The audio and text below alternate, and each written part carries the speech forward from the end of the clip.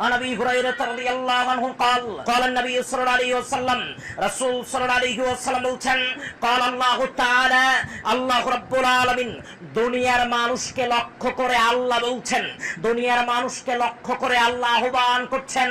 ওহে আমার আদম সন্তান, ওহে আমার বান্দা, ওহে আদম সন্তান, ইয়া ইবনা আদম, ওহে আদম সন্তান, ওহে আমার বান্দা, পৃথিবীর মানুষ শোনো, আমি আল্লাহ রাব্বুল আলামিন তোমাকে লক্ষ্য করে বলছি।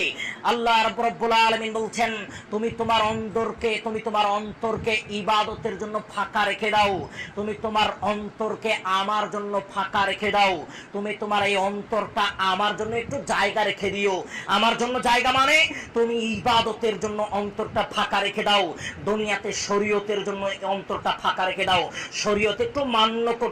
করে চলো, আমার জন্য একটু ইবাদত করে চলো। দুনিয়ার মানুষ শোনো, তুমি যদি আমার জন্য এই অন্তরে একটু জায়গা রেখে